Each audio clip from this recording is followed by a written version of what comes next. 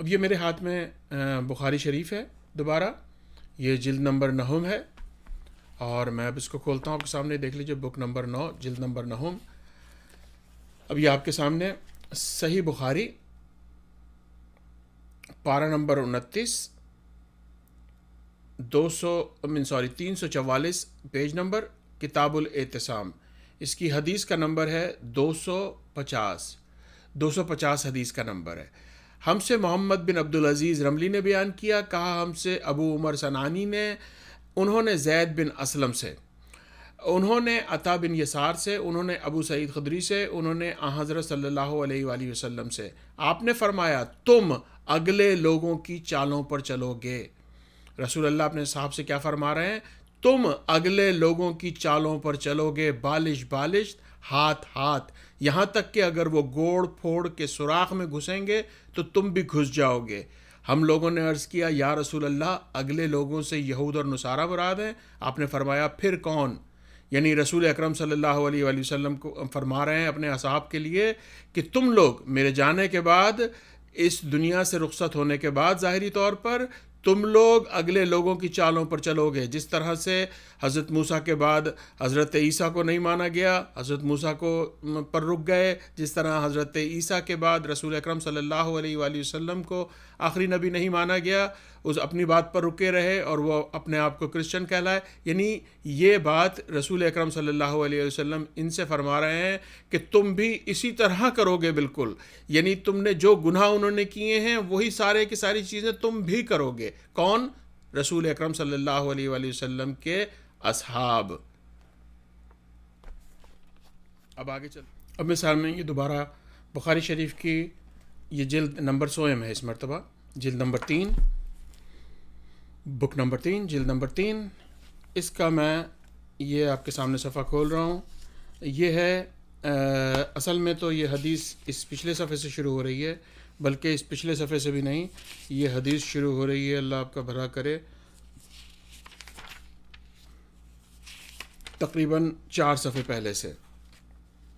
اب اس کے بارے میں تھوڑا سا عرض کر دوں، یہ ہے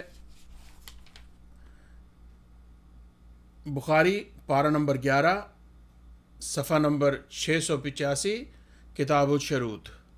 یہ ہے آپ کو ڈھونڈنے کے لیے، اس کو باب شروط میں چلے جائیں گے آپ، جہاد میں شرطیں لگانا اور کافروں کے ساتھ صلح کرنے میں اور شرطوں کا لکھنا۔ اب اس میں آپ جائیں تو آپ کو یہ چیزیں نظر آتی رہیں گی، یہ 1-2 صفحے کی، یہ تیسرے صفحے کی، یہاں پر بھی نشان لگا ہے، لیکن یہ امپورٹنٹ چیز نہیں ہے، پاز کر کے اگر آپ میں سے کوئی پڑھنا چاہے تو ضرور پڑھ سکتا ہے کہ حضرت ابو بکر صدیق نے ایک دفعہ کسی کافر کو جو ہے وہ اس نے کہا بھاگ جانے کا طعنہ دیا، تو آپ نے کہا جا لات کٹنا چاٹ۔ یہ ہمارا ٹاپک نہیں ہے، تو ہم اب اس کو آپ جا کے گوگل کر لیجئے گا یا فیروز اللغات میں پڑھیے گا کہ یہ گالی کتنی قبیح ترین گالی ہوا کرتی تھی اس زمانے کی۔ اب یہاں پر بھی کچھ تھوڑی سی چیزیں لکھی ہیں، میں یہ نہیں چاہتا کہ آپ کے دل میں آئے کہ میں پتہ نہیں کیوں صفحے پلٹ رہا ہوں، پڑھ نہیں رہا، یہ 5 صفحے کی حدیث پڑھنا نہیں چاہتا میں، یہ پاز کر کے آپ خود پڑھ سکتے ہیں کہ یہ وہ جگہ، یہ وہ ٹکڑا ہے کہ جس میں حضرت عمر نے جب رسول اکرم صلی اللہ علیہ وسلم صلح کرنا چاہتے تھے تو انہوں نے، حضرت عمر نے کس طرح سے مخالفت کی اور کس طرح سے کہا کہ کیا ہم حق پر نہیں ہیں، کیا آپ اپنے سچے پیغمبر نہیں ہیں، آپ ہمیں کیوں ذلیل کرا رہے ہیں، استغفر اللہ ربی واتوب الیہ۔ اس کے بعد پھر یعنی رسول اکرم نے سمجھانے کی کوشش کی لیکن ان کی سمجھ میں نہیں آیا، پھر وہ ابو بکر کے پاس گئے اور ان سے پوچھنے کی کوشش کی انہوں نے۔ تو بہرحال یہ بخاری شریف کی بات ہے، بس اس بات پر ناراض مت ہو جائیے گا کہ یہ شیعہ کیا بکواس کر رہا ہے، نہیں، یہاں شیعہ اور سنی کا کوئی مسئلہ نہیں ہے، بخاری شریف ہے، آپ کی کتاب ہے میرے بھائی۔ اب مجھ پر غصہ کرنے سے پہلے، اس تمام چیزوں کو نیگیٹو لینے سے پہلے ایک مرتبہ ضرور سوچ لیجئے گا، آپ کی کتاب ہے، آپ کی کتاب پڑھ رہا ہوں۔ اچھا، اب پھر یہ آگئے دیکھیں اسی حدیث کے، میں 4-5ویں صفحے کو چھوڑ کر، یہ پارہ نمبر 11، صفحہ نمبر 692، کتاب الشروط۔ اس میں کیا لکھا ہے، یہ جو میں 2-3 لائنیں اوپر سے پڑھتا ہوں جہاں پہ یہ ہائی لائٹ ہوا ہے۔ زہری نے کہا، حضرت عمر نے کہا، یہ جو بے ادبی کی میں نے گفتگو کی اس کے گناہ کو اتارنے کے لیے، بہرحال جو کچھ بھی، خیر جب صلح نامہ لکھ کر پورا ہوا تو حضرت صلی اللہ علیہ وآلہ وسلم نے اپنے اصحاب سے فرمایا، اٹھو، اونٹوں کو نہر کرو، سر منڈاؤ۔ کوئی یہ سن کر نہ اٹھا، یہاں تک کہ 3 بار آپ نے یہی فرمایا. جب کوئی نہ اٹھا تو آپ وہاں سے اٹھ کے چلے گئے. آپ نے بی بی ام سلمہ سلام اللہ علیہا کے پاس گئے اور ان سے لوگوں کی شکایت کی. آپ نے سنا رسول اکرم صلی اللہ علیہ وآلہ وسلم نے یہاں پر تو ظاہر ہے کہ جس مسلک کی کتاب ہے تو اس کو پریشانی کو منیمائز کر کے, صورتحال کو منیمائز کر کے لکھا جا رہا ہے کہ جناب وہ ایسا کہا تو ایسا کہا. لیکن یہاں یہ نہیں, یہاں پر ایک پوری شورش اٹھی ہے رسول اکرم صلی اللہ علیہ وآلہ وسلم کے خلاف کہ کیونکہ تمام اصحاب کو رسول اکرم فرما رہے ہیں اٹھو, اونٹوں کو نہر کرو, سر مڑاؤ, لیکن یہ کوئی نہیں اٹھ رہا. کائنات کا آخری نبی صلی اللہ علیہ وآلہ وسلم اپنے اصحاب سے, یہ جو ایک دیا ہوا ہے نا لوگوں کو ایک سوچ کہ اصحاب رسول یعنی کہ ایسا لگتا ہے کہ بس اصحاب رسول تو گلے پہ تلوار رکھ کے پھرتے تھے کہ رسول اللہ حکم دے تو ہم کاٹ لیں. یہ دیکھ رہے ہیں آپ, فرما رہے ہیں حضرت صلی اللہ علیہ وسلم نے اپنے اصحاب سے فرمایا اٹھو, اونٹوں کو نہر کرو, سر منڈواؤ. کوئی یہ سن کر نہ اٹھا. یہاں تک کہ 3 بار میرا رسول صلی اللہ علیہ وآلہ وسلم اپنے اصحاب سے 3 بار. یہ وہ کائنات کا وہ مالک ہے کہ جو انگلی کے اشارے سے چاند کو ٹکڑے کر دے, یہ ان تمام حضرات کے بھی ٹکڑے کر سکتا تھا انگلی کے اشارے سے. لیکن 1 دفعہ نہیں, 2 دفعہ نہیں, 3 دفعہ فرما رہے ہیں. اور 3 دفعہ فرمانے کے بعد خاموشی سے اٹھ کر اپنی بیوی کے پاس جاتے ہیں اور ان سے شکایت کرتے ہیں. یہ ہے مظلومیت رسول اکرم صلی اللہ علیہ وآلہ وسلم کی. بہرحال میرا یہ ٹاپک نہیں ہے, میں اصحاب پر بات کر رہا ہوں. ایک نئی بات شروع ہو جائے گی تو انشاءاللہ آگے والی ویڈیوز میں پوری کوشش کروں گا آپ کے سامنے کچھ ناموں کے ساتھ, کچھ ناموں یعنی کہ جو صحابوں کا جو بت کھڑے کیے ہیں ان بتوں کے بارے میں انہی کتابوں سے, انہی چیزوں سے ہر چیز رسول اکرم صلی اللہ علیہ وسلم کے اپنے اقوال, اپنی احادیث, ہر چیز انشاءاللہ آنے والی ویڈیوز میں اسی عنوان سے میں پیش کروں گا. تو بہرحال یہ آپ دیکھ رہے ہیں یہ اصحاب رسول ہیں جنہوں نے منع کر دیا. اب میں آپ کے سامنے اگلی ایک اور حدیث پیش کرتا ہوں. جی اب آپ کے سامنے یہ موجود ہے بخاری شریف کی سویم, جلد نمبر سویم. آئیے جلد نمبر سویم پر چلتے ہیں. یہ میں آپ کو لے کر جا رہا ہوں صحیح بخاری شریف, پارہ نمبر 7, صفحہ نمبر 6, ابواب العمرہ. ٹھیک ہے, اور اس کے 2nd پیج پر ہی یہ بخاری پارہ نمبر 7, صفحہ نمبر 7, باب العمرہ, یہ حدیث نمبر 13 ہے. کیا کہتی ہے حدیث نمبر 13؟ یہ آپ کے سامنے پیش خدمت ہے. یہ پورا ایک حدیث ہے کہ کس طرح سے حج پر گئے, عمرہ پہ گئے اور کس طرح سے احرام باندھا, کہاں سے احرام باندھا. یا آپ پوری حدیث کو پاز بھی کر کے پڑھ سکتے ہیں, میں آپ کے لیے پورا فوکس کر رہا ہوں 2-3 جگہ سے. آپ چاہیں تو خود بھی پڑھ سکتے ہیں تاکہ کسی کو یہ نہ لگے کہ میں کسی سے غلط بیانی سے کام لے رہا ہوں. مجھے جتنا پڑھنا ہے میں اتنا پڑھوں گا. رسول اکرم صلی اللہ علیہ وآلہ وسلم نے اپنے اصحاب سے یہاں جہاں پر پہنچنا تھا وہاں پہنچ کر اجازت دے دی کہ حج کو عمرہ کر ڈالیں, حج کو عمرہ کر ڈالیں. یہ دیکھیں یہ میری انگلی رکھی, یہاں سے میں پڑھ رہا ہوں.